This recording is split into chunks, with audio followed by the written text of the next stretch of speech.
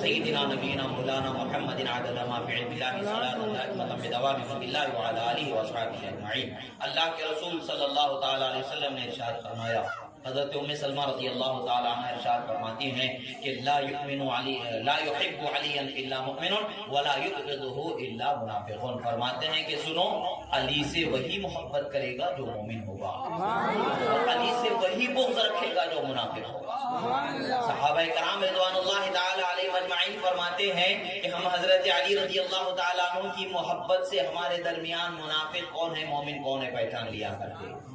ایمان و نفاق کی علامت کا نام حضرت مولا علی رضی اللہ عنہ۔ اسی کو حضرت بیدم نے کہا کہ بیدم یہی تو 5 ہے مقصود کائنات، خیر النساء حسین حسن مصطفیٰ علی۔ رسول اللہ کی محبت ایمان کی علامت، حضرت علی سے محبت ایمان کی علامت، حضرت خاتون جنت سے محبت ایمان کی علامت، حسنین کریمین سے محبت ایمان کی علامت۔ یعنی پتہ یہی چلتا ہے کائنات کو جو ایمان کی علامت اللہ نے عطا فرمایا ہے وہ مصطفیٰ حسین و حسن فاطمہ و علی کو اللہ نے بخشا۔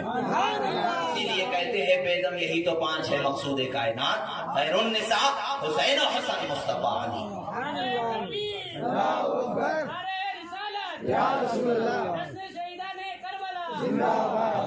حضرت رسول اللہ صلی اللہ تعالی علیہ وسلم نے ارشاد فرمایا کہ تم میں سے کوئی شخص اس وقت تک مومن نہیں ہوتا جب تک کہ وہ میری محبت نہ کر لے، اور میری محبت اس وقت تک مکمل نہیں ہوگی جب تک کہ وہ میری اہل بیت سے محبت نہ کر لے۔ یہ عظیم ترازو اللہ کے رسول صلی اللہ تعالی علیہ وسلم نے عطا فرما دیا۔ جب یہ ترازو کا اعلان ہو گیا تو ہم حضرت ابوبکر صدیق رضی اللہ تعالی عنہ کی طرف جب رجوع کریں گے، جبکہ آپ افضل البشر بعد الانبیاء کی تحقیق ہیں، اے خلیفۃ الرسول صلی اللہ علیہ وسلم، اے تمام مومنوں کے سردار، اے ابوبکر صدیق، آپ کیا فرماتے ہیں؟ تو حضرت امام بخاری نے روایت فرمایا، حضرت ابوبکر صدیق رضی اللہ تعالیٰ عنہ فرماتے ہیں، ارقبوا محمدا فی اہل بیتہ، سنو اگر محمد عربی کی رضا چاہتے ہو اور بخششوں کے اوپر بخششوں کی عطا پر عطا چاہتے ہو تو ان کے اہل بیت سے محبت کرنے والے ہو۔ جو طریقہ خلیفہ اول نے بتایا اسی طریقے کو ہم آج بتانے والے ہیں، ہمارا اپنا نہیں، جو حضرت ابوبکر صدیق نے بتایا اسی کو آج ہم بتا رہے ہیں۔ ہم اپنے گھر کی بات اپنی کیا بتائیں گے؟ بات مزیدار تب ہے جسے ہم اپنا مانتے ہیں وہ ہمارے متعلق سے بتائیں۔ یعنی جیسے رسول اللہ نے اپنا بنایا وہ حضرت ابوبکر صدیق ہیں، جسے رسول اللہ نے اونچا بنایا وہ حضرت ابوبکر صدیق ہیں۔ وہ برملا اعلان کرتے ہیں کہ اے لوگوں، اگر تم کامیابی کا راستہ پانا چاہتے ہو، اے لوگوں اگر تم نجات کے راستے پر جانا چاہتے ہو، بخشش اور عطاؤں کو چاہتے ہو تو اہل بیت نبی سے محبت کرنے والے ہو جاؤ، نبی صلی اللہ تعالی علیہ وسلم سے محبت کرنے والے ہو جاؤ، نبی کے اہل بیت سے محبت کرنے والے ہو جاؤ۔ اور ایک اور حدیث یاد آ رہی ہے، اس سے آج کل ہوتا کیا ہے کہ ہم کبھی اہل بیت کی فضیلت میں گفتگو کرتے ہیں تو بہت سارے لوگوں کے ذہنوں میں ایک خیال آ جاتا ہے کہ بھئی یہ شیعہ وغیرہ کے طریقے پر چلتے چلے جا رہے ہیں، معاذ اللہ ہمیں ان سے کیا رشتہ؟ نہ رافضیت سے ہمارا کوئی تعلق، نہ شیعیت سے ہمارا کوئی تعلق، ہم تو غوث اعظم کے دیوانے ہیں۔ جو غوث اعظم کا دیوانہ ہوگا نہ وہ شیعہ ہو سکتا ہے نہ رافضی ہو سکتا ہے، ہوتا ہے تو صرف ایک سنی وہ ہو سکتا ہے۔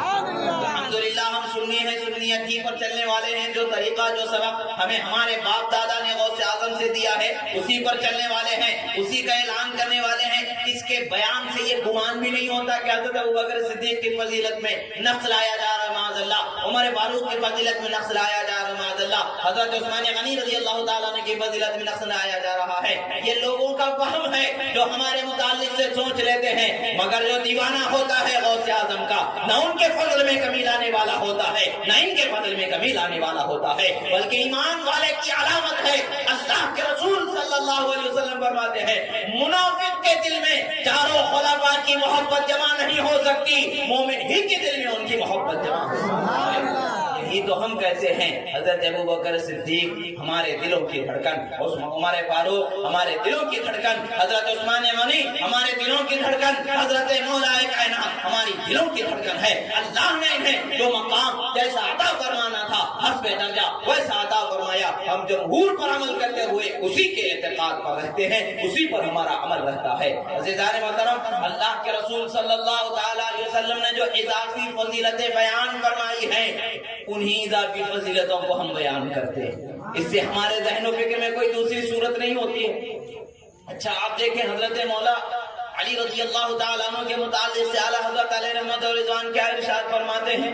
کائنات کے جتنے بھی امور ہیں، امور تکوینیہ جسے کہتے ہیں، شاہ عبد العزیز محدث دہلوی رضی اللہ تعالیٰ عنہ کی کتاب تحفہ اثنا عشریہ کے ایک عبارت سے استدلال فرماتے ہوئے الامن والعلا کے اندر اس کو نقل فرماتے ہیں، اور اس دوسری جگہ پر بھی مطلع القمرین کے اندر بھی نقل فرماتے ہیں، اور اس کے مفہوم کو پھر دوسرے الفاظ میں خالص الاعتقاد الاحباب کے اندر ذکر فرماتے ہیں۔ یہ اعلیٰ حضرت علیہ رحمت و رضوان کے رسائل ہیں جو آج ہمارے علماء پڑھتے ہیں، پڑھاتے ہیں، سنتے ہیں، سناتے ہیں۔ جو صحیح معنوں میں اعلیٰ حضرت کے کتابوں کا علم رکھنے والا ہے، پڑھنے والا ہے، اس سے جا کر کے پوچھیں گے تو سمجھ میں آئے گا۔ پہلے کا ایک صفحہ، آخر کا ایک صفحہ پڑھ کے میں نے کتاب پڑھ لیا کہنے والوں سے نہیں معلوم ہو سکتا۔ ہر سطر کو ایسا پڑھو کہ وہ اپنے ذہن و فکر کے اندر بس جائے، اتر جائے، تب سمجھ میں آ جائے گا کہ اعلیٰ حضرت علیہ رحمت و رضوان کا عشق کتنا اونچا خدا نے عطا فرمایا، کتنی محبوبیت اللہ تبارک و تعالیٰ نے انہیں عطا فرمائی۔ اعلیٰ حضرت علیہ رحمت و رضوان ارشاد فرماتے ہیں الامن والعلا میں امام شاہ عبد العزیز محدث دہلوی رضی اللہ تعالیٰ عنہ کے قول سے استدلال کرتے ہوئے کہ امت کا اس بات پر اجماع ہے، امت کا اس بات پر اجماع ہے کہ امور تکوینیہ، یعنی یہ کام ہو یہ نہ ہو، یہ ہماری حاجت پوری ہو جائے، یہ پریشانی دور ہو جائے، یہ مسئلہ ٹل جائے، یہ بات حل ہو جائے، یہ جو سارے معاملات ہیں شفا ہو جائے، پریشانی دور ہو جائے، ان تمام کو جو امور تکوینیہ سے تعبیر کیا جاتا ہے، اجماع امت کا اس بات پر ہے کہ اللہ تبارک و تعالیٰ نے امور تکوینیہ اہل بیت کو تفویض فرما دیا ہے۔ اسی لیے بیدم کہتے ہیں، بیدم یہی جو پانچ ہے، مقصود کائنات، خیر النساء، حسین و حسن، مصطفیٰ علی۔ یہ اعلیٰ حضرت علیہ رحمت و رضوان اجماع امت کا لفظ تعبیر ترجمہ فرما رہے ہیں شاہ عبد العزیز محدث دہلوی رضی اللہ تعالیٰ عنہ کی عبارت کا۔ اور دوسری جگہ اعلیٰ حضرت مطلع القمرین کے اندر ارشاد فرماتے ہیں کہ اللہ تبارک و تعالیٰ کائنات کا نظام، پورے کائنات کے نظام کا اختیار مصطفیٰ پیارے صلی اللہ تعالیٰ علیہ وسلم کو عطا فرما دیا۔ آپ کے چاہے بغیر کچھ نہیں ہوگا، آپ کی مرضی و عطا کے بغیر کسی کو کچھ نہیں ملنے والا ہے۔ اور اس قول کی استدلال مواہب لدنیہ سے امام علامہ قسطلانی علیہ رحمہ کے قول سے نقل فرماتے، استدلال فرماتے ہیں، اور دیگر علماء کرام کے اقوال بھی منقول۔ مگر اس کے بعد پھر اعلیٰ حضرت علیہ رحمت و رضوان ارشاد فرماتے ہیں، پھر یہ کار خطیر بارگاہ رسالت صلی اللہ تعالیٰ علیہ وسلم سے حضرت مولا علی رضی اللہ تعالیٰ عنہ کو تقریر ہو گیا۔ اب فرماتے ہیں پورے اقطاب عالم، تمام ولیوں کو جو کچھ ملے گا انہی کے در سے ملنے والا ہے، ہر ایک کی جو معاملات ہیں انہی سے پورے ہونے والے ہیں۔ اسی کی طرف نظر کرتے ہوئے شاید کہ بیدم نے کہا ہوگا کہ بیدم یہی تو پانچ ہے، مقصود کائنات، خیر النساء، حسین و حسن، مصطفیٰ علی۔ مقصود کائنات تو تخلیق کائنات سمجھ لینا، کہاں کی عقل مندی۔ مقصود کا معنی کیا ہوتا ہے؟ اس کا معنی لغات میں آپ دیکھیں گے سمجھ میں آئے گا۔ بہرحال جو علماء دانشوران نے، محققین نے اس کا جو معنی بیان فرمایا وہ توجہ کرنا، اصل معنی اس کا ہے توجہ کرنا۔ مفہوم کے طور پر دوسرے معنی میں بھی اس کا استعمال ہوتا ہے، کبھی منظور کے معنی میں استعمال ہوتا ہے، کبھی محبوب کے معنی میں استعمال ہوتا ہے، کبھی حاجت کی تکمیل کی طرف بھی اس کا استعمال ہوتا ہے۔ اب جیسے کہ ہمارا مقصود یہ تھا، یعنی ہمارا مطلب یہ تھا، ہمارے دل کی خواہش یہ تھی کہ یہ کام ہو جائے۔ اب اس کا مطلب یہ نہیں کہ ہمارا مقصود تھا کہ آپ ہماری بات سنیں، مطلب یہ کہ ہمارا مقصود تھا کہ آپ پیدا ہو جائیں، ایسا نہیں ہے، بلکہ ہر معنی میں، ہر لفظ میں کوئی اس کا استعمال ہوتا ہے۔ رہی بات کہ اردو زبان میں استعمال کیے جانے والا لفظ ہے، شعراء اسے الگ الگ طریقے سے محبوب کی طرف بھی نسبت کرتے ہوئے مقصود کہتے ہیں، منظور کی طرف بھی نسبت کرتے ہوئے مقصود کہتے ہیں، اور کسی کی طرف توجہ لگا دینے کو بھی مقصود کہا جاتا ہے۔ اب اس شعر میں جب یہ بات صاف ظاہر ہے تو ہم یہی کہیں گے، آیات و احادیث جس بات کی طرف ہمیں اشارہ کر رہے ہیں، اور مصطفیٰ پیارے صلی اللہ تعالیٰ علیہ وسلم کے فرامین اور بالخصوص حضرت اعلیٰ حضرت علیہ رحمت و رضوان کی ترک ترجمانی جو ائمہ اسلاف کرام کے اقوال مبارکہ سے یہی بتاتی ہے کہ امت کو اللہ تبارک و تعالیٰ نے اہل بیت اطہار کی طرف متوجہ فرما دیا ہے، ان کی بارگاہ سے ہی امت کو ساری نعمتیں ملنے والی ہیں۔ تو اسی چیز کی طرف اشارہ کر کے کہا گیا کہ بیدم یہی تو 5 ہیں مقصود کائنات، خیر النساء حسین حسن مصطفیٰ علی۔ اور یہ اعلیٰ حضرت علیہ رضوان سے پوچھا گیا لی خمسۃ اطفی بها حر الوباء الحاطمہ المصطفیٰ والمرتضیٰ وابناہما والفاطمہ۔ یہ پوچھا گیا کہ یہ شعر کا بولا جانا کیسا ہے؟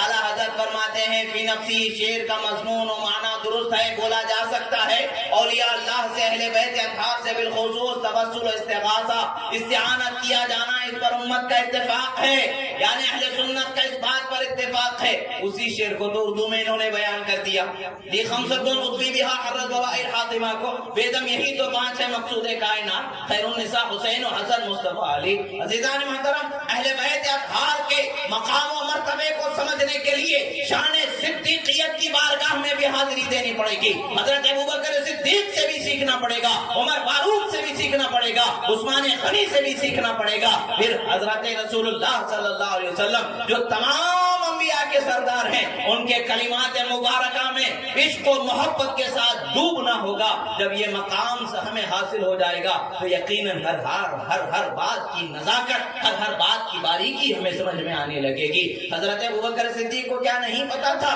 کیوں فرما رہے ہیں؟ یہی فرما رہے ہیں۔ سنو ایک بات کی اور وضاحت یہاں پر کر دو۔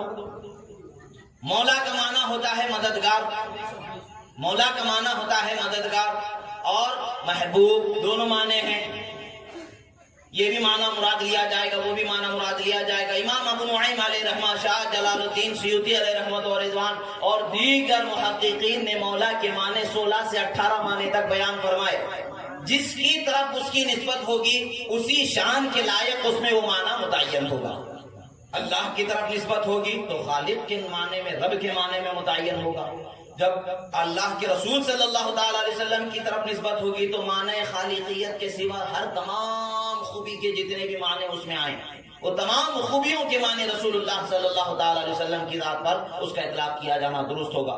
اب اس کے بعد جیسا جیسا درجہ ہوگا اس کے لحاظ سے اس کا اطلاق کیا جاتا ہے۔ اب یہاں پر حضرت مولا علی رضی اللہ تعالیٰ عنہ کو مولا جو کہا جاتا ہے محبوب اور مددگار کے لیے کہا جاتا ہے۔ اب کوئی یہ کہے کہ چھوٹا بڑے کی کیا مدد کر سکتا ہے؟